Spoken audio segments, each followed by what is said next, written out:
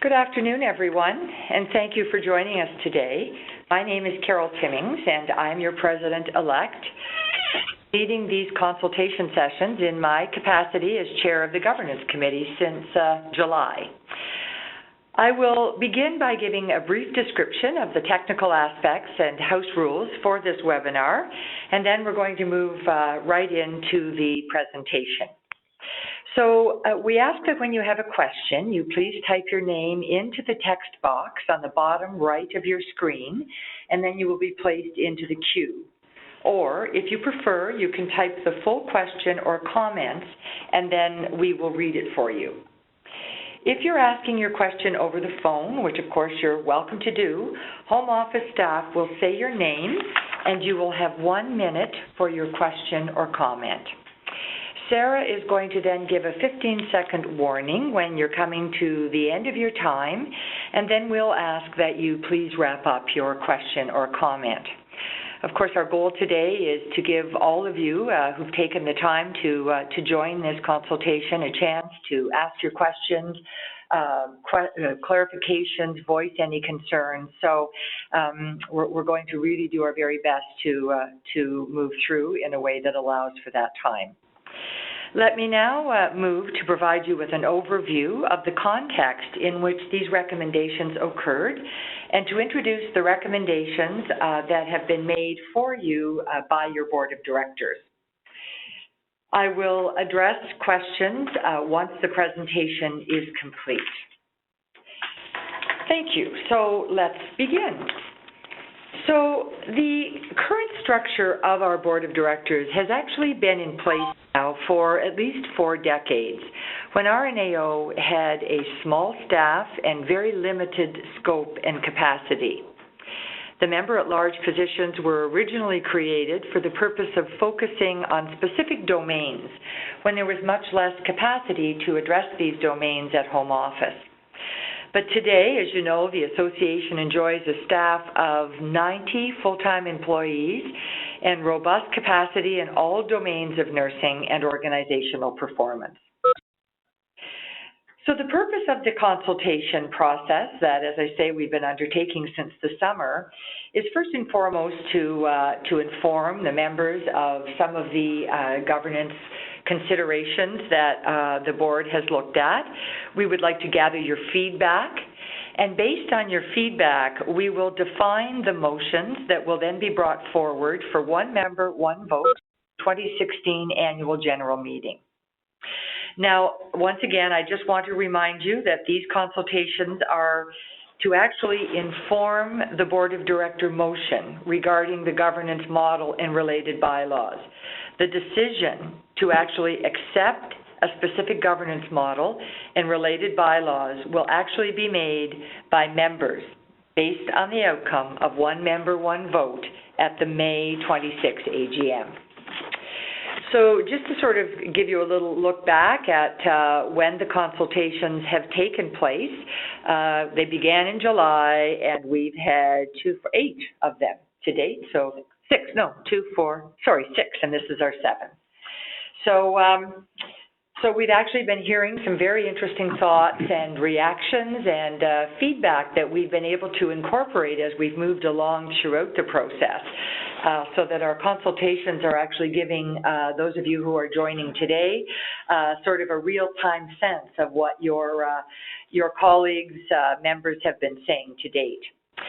So let's look at, in a systematic way here, moving through each of the areas that we're bringing out for consultation with respect to the current structure, what we're proposing in terms of a change, and what that process could look like to actually realize that change. So first of all, in the current structure, we have 5 member-at-large positions on the board, and these member-at-large positions encompass the following domains of practice: administration, education, practice, research, and socio-political affairs. The proposed change is actually incorporating these MAL domain areas of expertise into the regional representative role. And we would do this by looking at the criteria for the regional representative role, so that it would be defined to include both broad general skills in that regional role, as well as domain-specific skills. So we would look at ensuring that each of those domains of practice, which are all very important, would be incorporated into one of the regional representative roles. And then in order to, allow for the process to not be sort of aligned with a particular region or geography in the province, we would look at rotating from region to region at each election so that we get that diversity of representation. The next area down on the bottom left is what we would then propose in terms of the existing MAL positions on the board. We would then remove those MAL positions and as I say, if you look above, they would be incorporated into the regional representative roles. So in order to allow a smooth transition of that, we would propose that we continue with the regularly scheduled election for the 2016 MAL position, but the difference would be that that MAL position would have just a one-year term. And this would allow for a smoother transition in terms of this proposed change. The next area under consideration is the addition of a student representative. Currently, as you know, on our board of directors, we do not have a student representative, and this emerged as in looking at the very rigorous work that was done by the governance subcommittee under Rhonda Seidman-Carlson. We actually looked at best practices in terms of governance of similar organizations, and this certainly emerged as a best practice. And so we would be proposing the addition of a student representative, and the process for that would be one member, one vote at our 2016 AGM. Another area under consideration is the addition of a public representative. Currently, we do not have a public representative on the board, and once again, the process, should this be an area considered by the membership, would be one member, one vote at our upcoming AGM. Another area that has emerged is in the area of interest group representative, interest group chair representative. We currently have only one interest group chair on the board, and as you know, we have a tremendous amount of work underway in approximately 30 interest groups across the regions and in our association, and it's really challenging for those interest groups and those chairs to, and the one interest group rep sitting on the board to really be able to bring forward the highlights and to really embrace and nurture that connectivity between the interest groups and the board. So the proposal here is that we look at the addition of an interest group chair representative on the board for a total of 2, once again to be decided through one member, one vote. And the final area under consideration is related to the terms of office on the board. Currently, we have a 2-year term with the option of one 2-year term renewal. And what we are proposing, or the board is proposing, is moving to one 3-year term on the board. And the thinking behind this, which has emerged over the last several years, is oftentimes it takes a year for board members to really become familiar with the work of the board, their role on the board, and to really kind of galvanize that in terms of their own functioning on the board. And so the idea of moving to a 3-year term would be that you then have that additional 2 years to really find your stride and optimize your contributions on the board. So once again, this would be, in terms of process, we would look at this transitioning happening during the 2017 call for nominations, because of course we wouldn't want to in any way destabilize the functioning and representation on the board if we were to move from a 2-year to a 1-year or 1 3-year term on the board. And of course that would not be renewable after that. Okay? So now let me move to share with you some of the feedback that we have received from the initial rounds of consultation, just to give you a flavor of what we're hearing, because I think it's helpful for you to hear that. So when it comes to removal of the member-at-large position, questions have, and I would like to add that in highlighting these, this means that it's come up more than once. It's sort of been emerging as somewhat of a theme, I would say, across the consultations. So members asking for clarification around what we hope to achieve ultimately by removing the MAL positions, once again wanting to understand how we will ensure that those domains of expertise are actually embedded in that regional representative role for kind of the hybrid of both bringing a geographic perspective of the members' issues and concerns to the board, as well as bringing forward a particular expertise in a domain of practice, whether that's research or political action, socio-political affairs. So that people wanted to understand that. And of course, some members expressed concern that perhaps that's taking on too much, that it could in fact mean a loss of focus on any one of those domains of expertise. So two that were mentioned is socio-political affairs and education. So just comments around the MAL role being quite large in and of itself to add to a geographic or regional representative role. So that has emerged. The student representative, by and large, I can say overwhelmingly support for that proposed change. What has come up is just some suggestions around mentorship. First of all, emphasizing the importance of mentoring and ensuring that, you know, as a student representative on the board, that student be embraced by the board and be mentored and welcomed, and to ensure that they feel that they're an absolutely equal player, equal voice, and that they understand their role on the board of directors. So otherwise, overwhelming support for bringing on a student representative.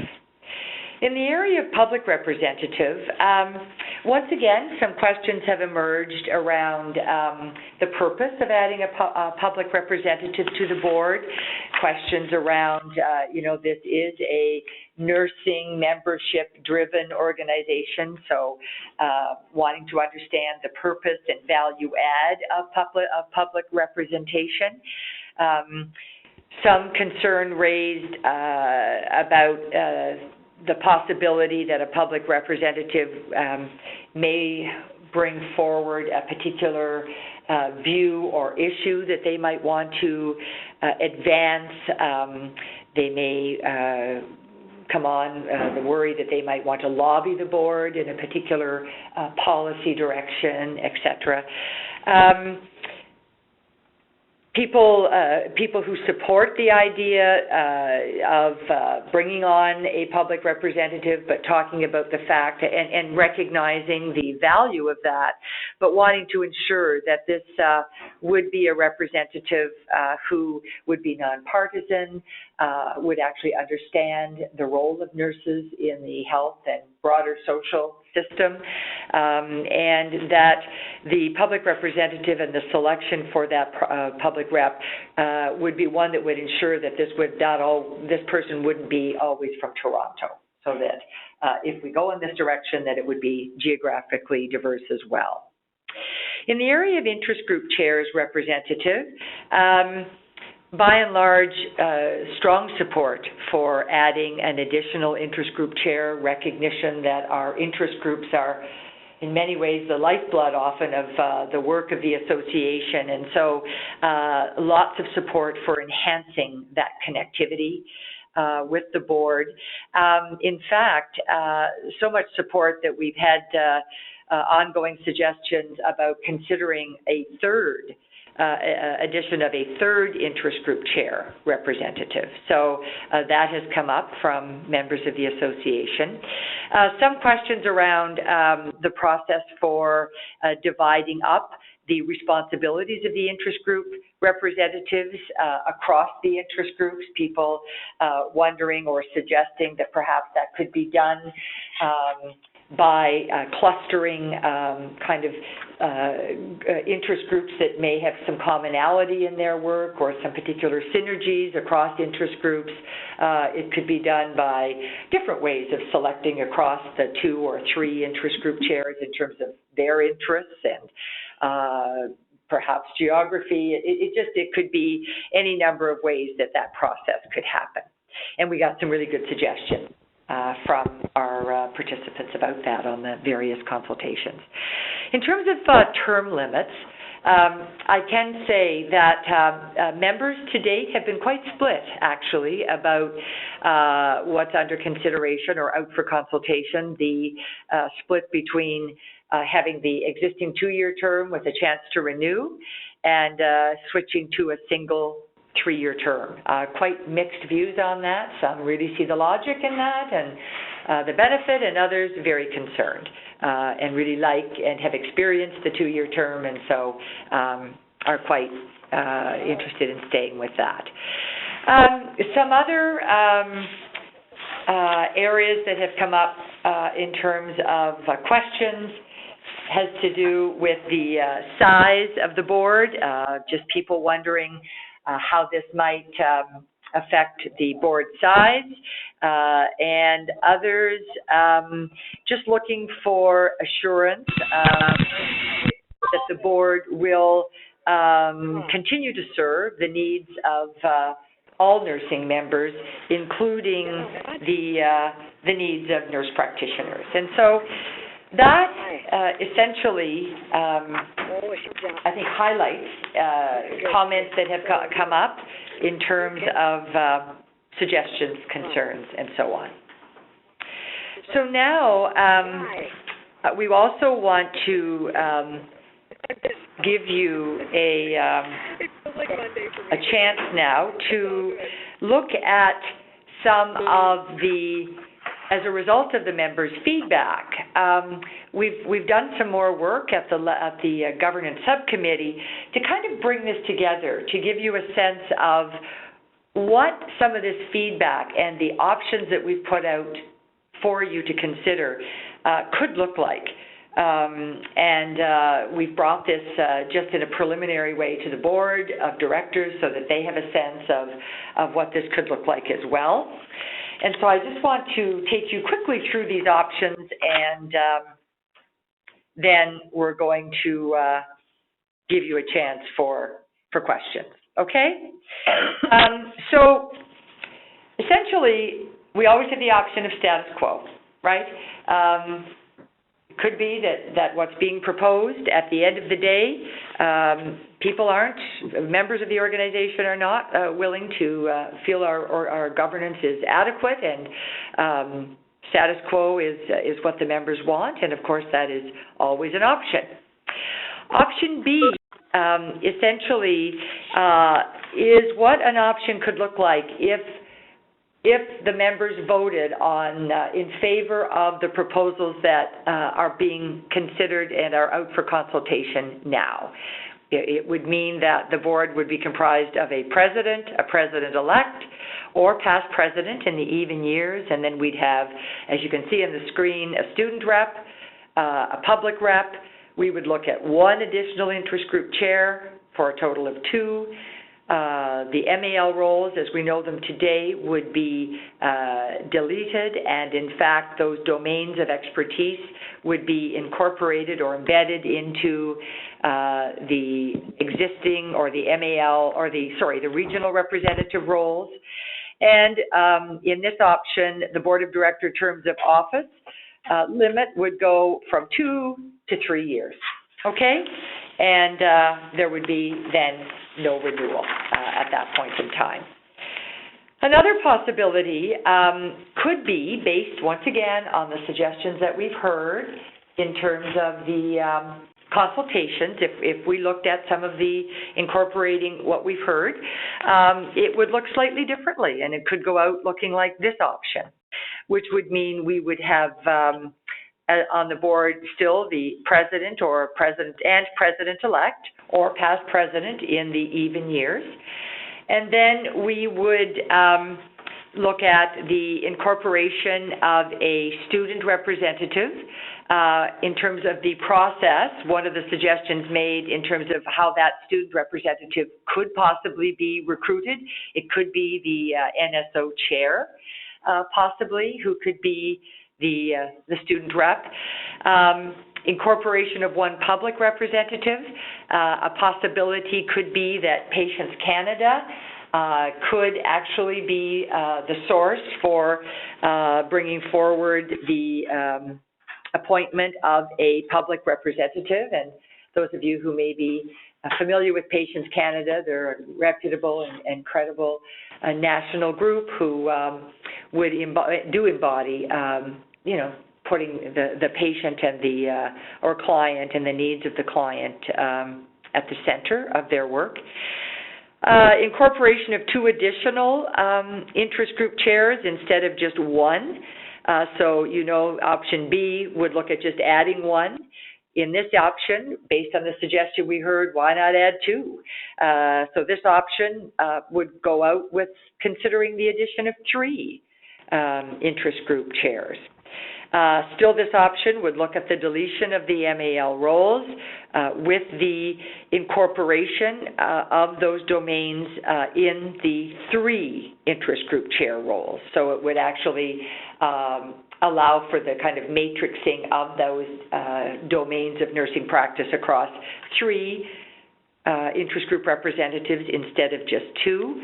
And that could be, as you can imagine, configured in a number of ways. One possible suggestion that had come forward from one of the members was, or more than one actually of the members, was looking at perhaps having 2 MAL interest groups for clinical practice domains and 1 MAL interest group for the functional domains of administration, education, and research. Or you could look at any combination of those. So, and finally with this, it would be looking at changing the Board of Director terms of office limit from 2 to 3 years, once again, with no renewal, and currently we have 2 years with a one-time renewal. So now what I would like to do is we're going to go now to questions. I do want to just let you know that in our time, we're going to move through and take as many questions as possible. We also appreciate that this is a lot of information for you to kind of process and reflect on, and it may be that after you end today with us, you have further thoughts, you get a chance to talk to some of your colleague members, and we actually welcome you back.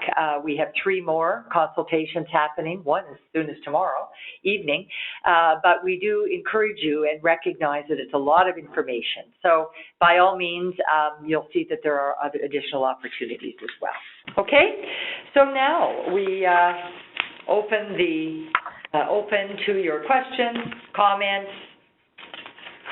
concerns. Hello, Carol. Hello. Hello, it's Nancy Waters in Ottawa. Hi, Nancy. I just missed the first 2 minutes, so I apologize if you've already explained this. But I'm guessing that as far as the ABC options you just finished with, yes, it'll be the board that will pick the option that's put to members to vote on. Is that correct? We may actually, Nancy, at this point in time, we're going to, after the end of the consultations, we're actually going to take the feedback from the remaining consultations and go back to the board, because it may be that we need to take more than one of the options forward. Right? Because what we want to do is we don't want to limit, for example, if it comes that people really don't, I'm going to pick the member at large scenario. Yes. You know, if it should come to be that based on consultations, people really don't support that option in the consultations, then we would not take out options that only have that as incorporated into that. So, for example, other than status quo, you can see right now that option B and C both have that. Mm-hmm. Both have that. So we are committed to taking out, options. I can't. It's premature to say exactly how many at this point in time. But we're very committed not to, boxing people into a vote on something that really incorporates something they're adamantly opposed to. Does that make sense? Yeah, so it's kind of a work in progress, and ultimately the board will decide what to put two members to vote on. It may not just be one option, maybe a couple of options. That's correct. But in either case, it'll be a package. Yes. We won't be voting on the MAL separately from the term, separately from how many IG reps to add on, that kind of thing. It'll be a package. Okay. But ultimately, Nancy, it would be our hope that the package will give sufficient options, if I could say that. Mm-hmm. Okay? Got it. Yeah, because as you can see, too, other than status quo, once again, let's take something like terms of office. Currently, what we've given you is just some thoughts about how we've incorporated what we've heard to date into some possible options. Both of these options, or other than status quo, options B and C, look at changing the limit, the term. Right. But if at the end of the consultation, there's quite an overwhelming majority of people that we've heard from are saying that's a problem. And how do people let you know, besides questions on a webinar like this? We would welcome, at the end you'll see, Nancy, we would welcome emails with your further thoughts and concerns.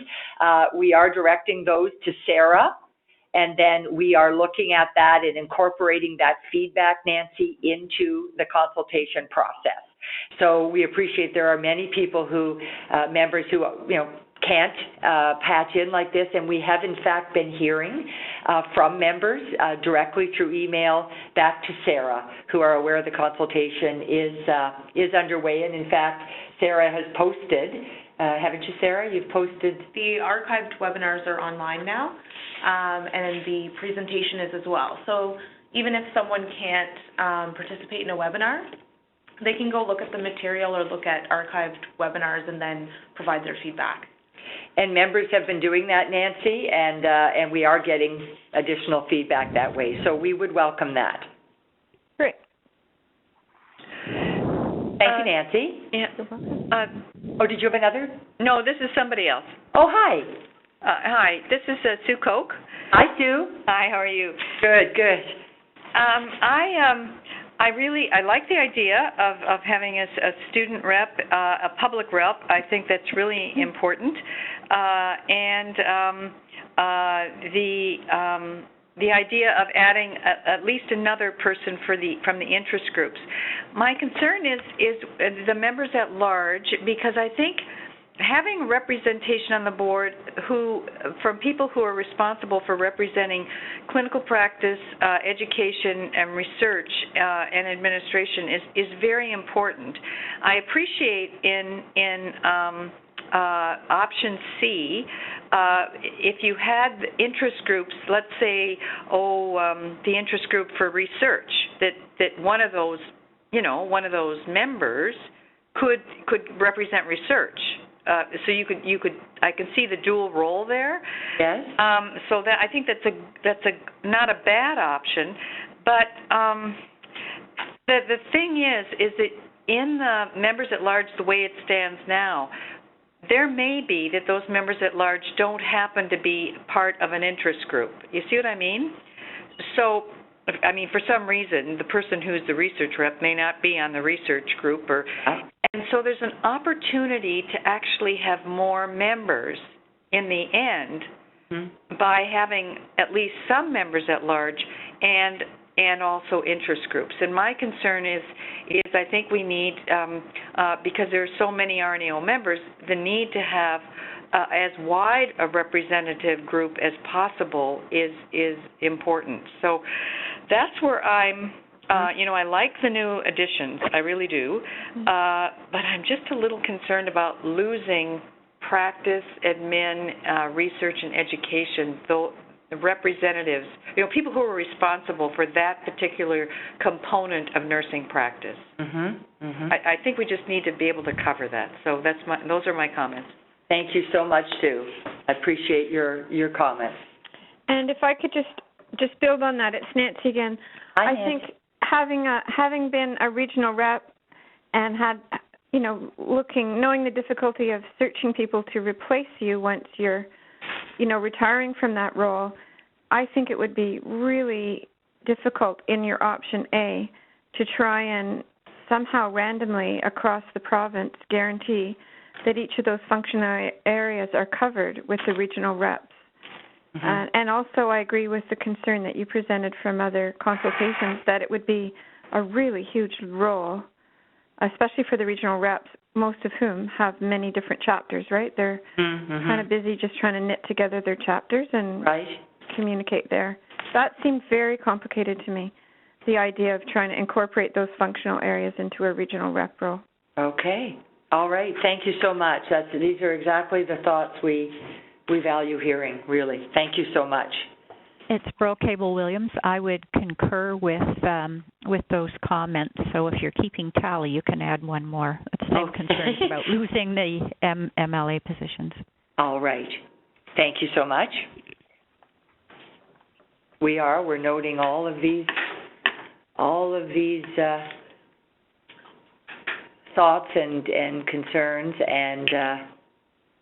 and also the areas that you think are good ideas in terms of a proposed governance change. So thank you. It's Burl again, and I would further add that nursing education and registrant of new graduates, is an area of great concern right now. So losing any additional perspective that we can bring to any discussions we have an opportunity to about registration process now would be of great concern. All right. Especially with the exam results we're hearing about, right? With the NCLEX. Exactly. And I'm less concerned about the results than the nature of the exam and the process by which it was reached. Absolutely, so absolutely. Yeah. We need strong voices in that area. Thank you so much. And that's exactly, we need to always be mindful of the larger context within which we would be undertaking any governance change, right? So thank you so much. That's very important. We have a comment or a question that's been submitted online. Has there been any discussion about the support Home Office will be able to provide to the members at large? We haven't had, I can be honest, we haven't had discussion specifically about the member at large roles in terms of, any additional support or different types of support that might be required in a changed governance model. There has been some discussion I'll share with you, and I appreciate that, some of our participants have, are bringing that perspective of having served in some of the MAL roles, and some very helpful thoughts around what has been helpful in the past and what could be more helpful in the future in terms of operational support. One that has come up, interestingly enough, is that MAL administration role. And once again, it kind of comes back to my point at the very beginning, which relates to the evolution of capacity at home office, let's say in any of those domains, whether it has to do with policy or administration or socio-political affairs, given the change in that capacity, it de facto has changed what those MAL roles undertake as directors on the board. And so I think in our governance work as a subcommittee, that actually was part of quite a robust discussion that, really what is the role and function now of, let's say, MAL admin, when in fact there's so much administrative capacity at home office. So in addition to being ex officio on NLN board, and what mechanisms should be put in place to a much greater extent to reach out to other people in other nurses in administrative roles across this province. So I can say that those discussions, more in the way of questions, have come up at governance subcommittee, but in terms of any discussion about additional supports, in terms of that operational support, we have not had those discussions. But I certainly will note the question, and thank you for that. We have another question submitted online. And this is regarding the public rep. Elected from Patients Canada, is there a mechanism to ensure that the public rep is from Ontario? Absolutely, absolutely. There are other boards, not unlike our own, that do utilize Patients Canada as a source for public representation on their board of directors, and it would be critical, in fact, an imperative that the representative come from Ontario, given the provincial nature of our association. So absolutely, and there is a mechanism. And once again, we put this out as an example, a suggestion that had come forward that this could be a possible source. We're absolutely open, should this go in that direction in terms of a future governance model, to suggestions about how we would source a public representative to the board. Thank you for that question.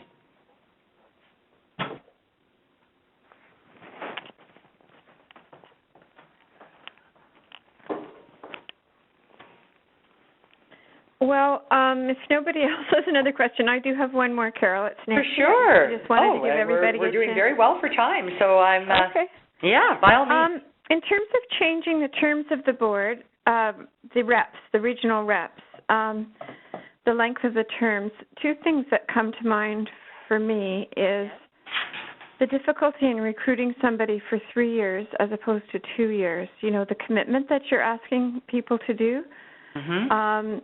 It becomes self-evident once you're in the role for the first 2 years that there's a lot of wisdom, experience, and if it's working out with you and your work-life balance, many people will run for a second term and will often get elected or even acclaimed in many cases for the second term. Mm-hmm. So I guess my question is, while agreeing with you on the need for extended experience to be productive in the role, beyond 2 years, my concern is if we go to a mandatory 3-year term, mm-hmm. is it going to make it harder to fill those roles? Because already it is quite hard to fill those roles, and so many of the board members are acclaimed, which I think goes to prove the point that, we're lucky to always even find one qualified, willing person to put their name forward for many of the board roles. Nancy, absolutely. And I can tell you that I would say in terms of, the mixed reviews around the terms, mm-hmm. Those very points have absolutely come up in consultation in terms of the ability to commit for a 3-year mm-hmm. term, mm-hmm. right? And just as you have so nicely stated, some of the challenges in recruiting and and at the end of 2 years, if people are able to maintain that and continue on, and that's the way it goes, they may be able to do so, but that there may well be limitations and additional challenges if we were to move to 1 3-year term. So these are absolutely critical considerations in that change, and in fact in many of these changes, and we appreciate hearing those from you. Yeah, it's really the difficulty in recruitment that worries me. I think we often have continuity as it is because people often do go for a second term. And then, of course, the president-elect and the president role, the way they rotate, provides some built-in continuity as well. Yes. It's getting somebody to say yes the first time when it's a 3-year commitment. And no matter what your commitment is, there are always personal things that come up, and people resign anyway. Exactly. Life happens. That's right. Yes, absolutely. Thank you for Carol. This is Alwyn Moyer in Ottawa. Hi, Alwyn. I submitted the question before online because I lost connection with you. But I'm sorry. I'd like to follow up with I like the idea about having the 3 interest groups represented on the board. But at the same time, I'm a little concerned about the way that the structure will be set up so that we get representation of the interest group. It's a perennial concern to me that that it's very difficult for interest groups to get their views put forward. And to be represented in the activities of RNAO. Even if they, I know there's this, there is an intention that the knowledge and skills of interest groups, I'm particularly talking about the practice areas, that they are represented or they somehow are able to take those forward. I find that it doesn't always happen. Well, thank you for that comment, Alwyn. And of course, we're open to any additional thoughts you might have on if we were to have 3 interest group chair reps, how we might look at clustering or, sort of organizing the 33, currently 33 interest groups, how we might look at organizing those. We have heard, and just to restate, I think what you've said, Alwyn, that we have heard that interest groups are not feeling, how can I say this, are not feeling as connected, are not feeling, there's a lot of incredible work going on in those interest groups, important advocacy policy work, really identification of issues, of important issues that they want their association to pay attention to take forward.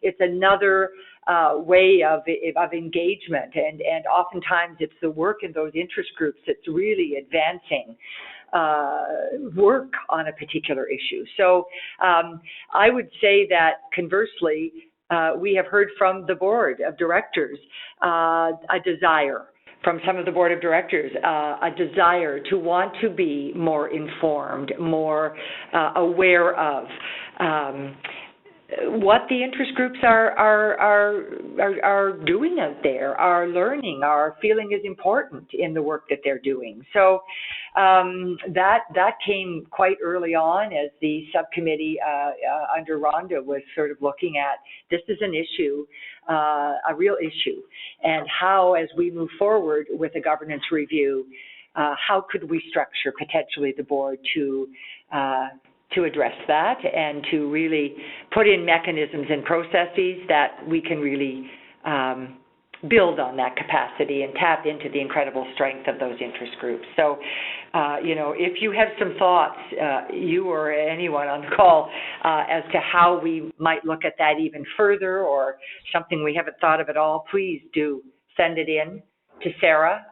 By all means, we're open. Hi, Carol. This is Susan Blue from Region 7 in Toronto. Hi, Susan. Hi, Carol. By the way, this is really great. I really appreciate this opportunity for consultation around governance review. It's really wonderful that we all get to participate. And I guess what struck me when you were giving us the overview at the beginning of the call around the lifeblood of RNAO, I think that was the term you used, in relation to the interest groups. And, it does, this whole conversation we keep having from different people who are making comments in this latter part of the call around what is the best way to achieve strong representation from the interest groups, recognizing that there is a proposal to expand it a bit. I guess what I'm going to be really outside the box in terms of what this next comment is. Good. We welcome that. When we look at the fact that there's only so many people that can comprise the board of directors to adequately to function well, there are limits in numbers. However, has there been any thought at all around looking at the scope of the actual regional reps in terms of their span of control, or regionally, we have regions right now and people represent a region. If we're looking at realigning things around how the board operates and looking at a need for stronger representation in relation to interest groups, as well as some of the other things like the student representation, public representation. Has there been any thought at all to restructuring how we're organized regionally to maybe make those bigger areas to then enable us to have more people represent interest groups? Or, the doing away with the members at large seems a little bit daunting because they take on very important jobs, and if they're going to be absorbed by regional reps, well, then that kind of goes with what I've just said, though. If we make regional reps bigger, then how much of scope of responsibility can they have? Anyway, I'm throwing out a few things, but has there been any look at all in this whole review of governance around representation at a regional level? Susan, first of all, thank you for your comments. There was, I believe, early on a discussion about when the scoping out of this after the sort of literature review was done and the scan of other organizations and looking at best practices, governance best practices, there was some early conversation about the question was asked, is this a time to wipe the slate clean, for lack of a better word, and begin to re-examine the alignment of chapters and regions and the geographic alignment and distribution of those roles and across Ontario. That question was asked. And I can tell you that, I wasn't privy to those conversations. I wasn't on the committee at the time, but I do remember hearing as a member of the board that it was felt that that perhaps that itself didn't seem to be necessary at the time, that the actual solution to much of what may be emerging as role overload or board of director overload in terms of their role may be better addressed by looking at the roles and functions of the Board of Governors, about what roles are on the board, what should we add regional reps versus take the geography right back to revisiting boundaries of chapters and regions. And so that is what I know to have happened there, Susan. I can certainly go back into the minutes of the early days when this committee back in 2012, 2011? When they started? Yeah. I think it was 2012. The beginning of 2012 is when this issue first came under active consideration.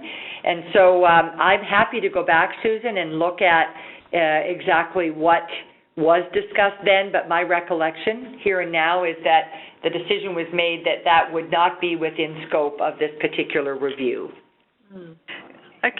This is Sue, commenting on Susan's idea, which I think is very interesting. Are the regions lined up with the LHINs? They're not right now, are they? Not, Sue.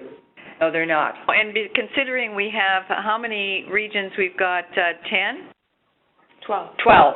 We've got 12 regions, and we've got 14 LHINs. Wouldn't it be interesting to see if the reps could line up with the LHINs? Minus maybe a couple of the LHINs are quite, in terms of population, they're small. You could realign and still only have 10 members, but I've always found it quite confusing the way the regions are set up, knowing, I work in one and I live in another.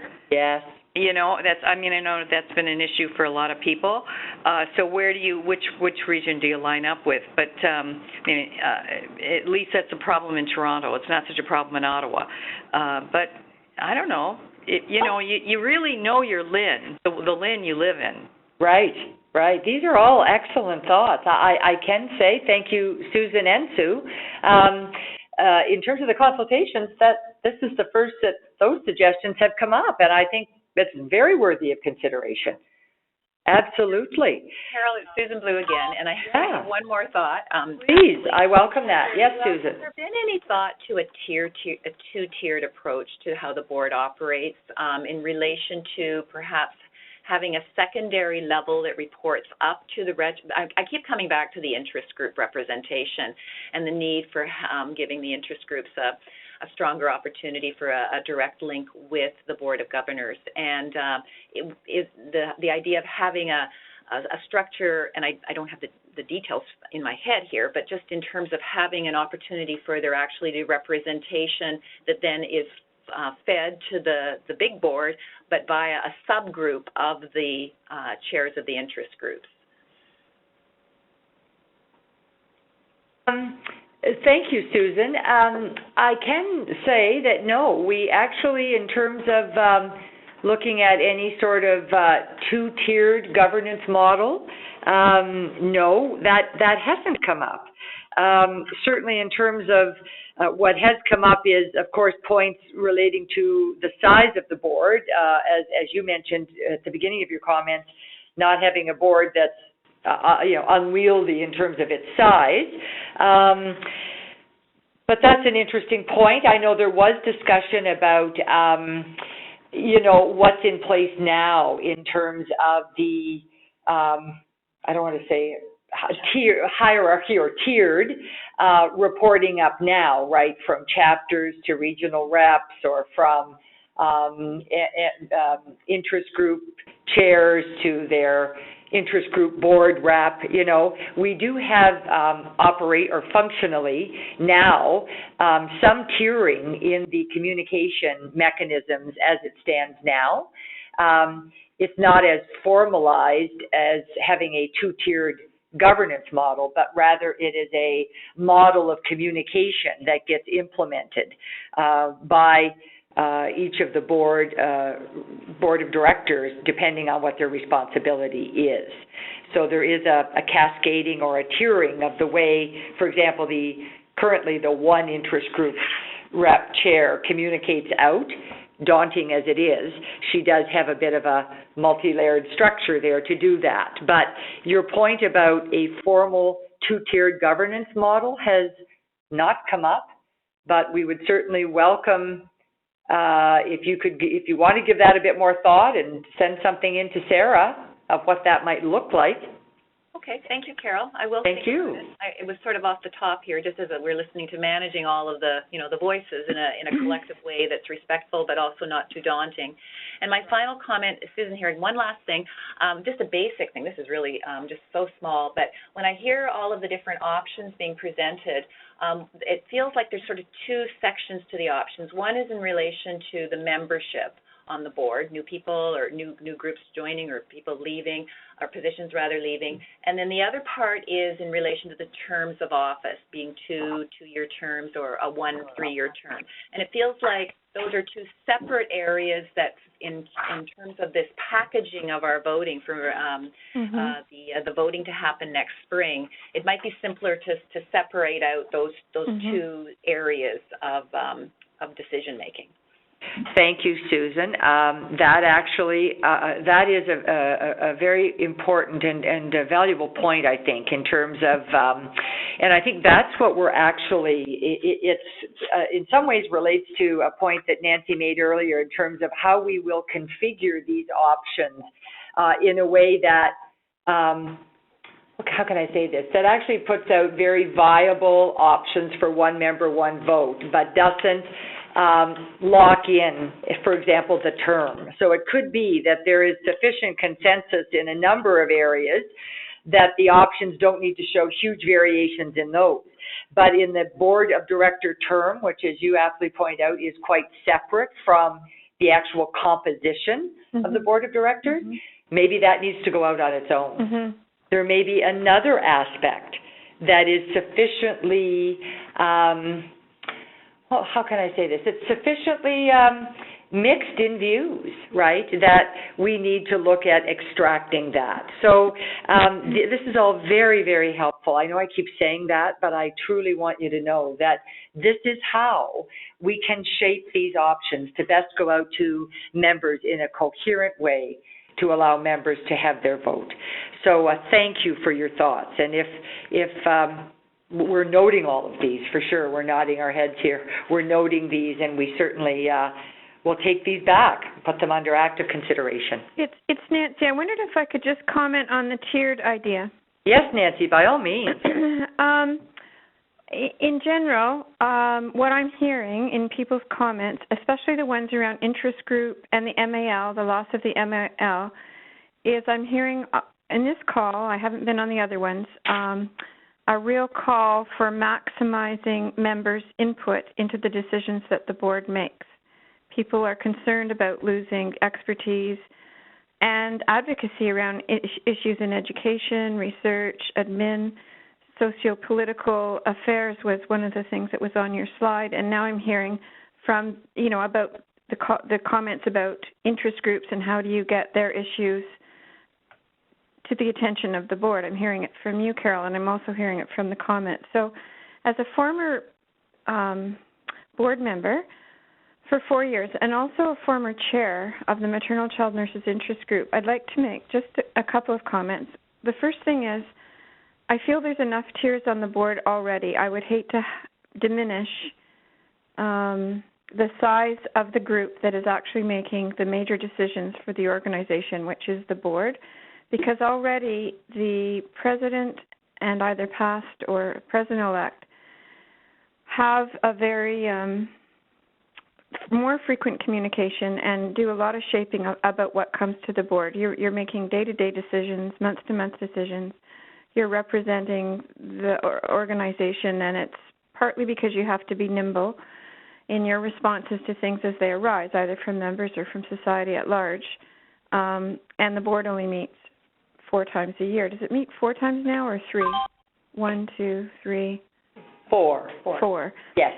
So I wouldn't be in favor of more tiers per se, but as far as interest group contribution, I really support the adding of a third interest group, and I think rep on the board, and I think you could divide up those interest groups, and there could be tiers at that level, that each rep had a certain number of interest groups, that it was logically grouping them to try and, hear their voices and bring their issues forward. There would just be more time at the table for that because you'd have 3 more voices.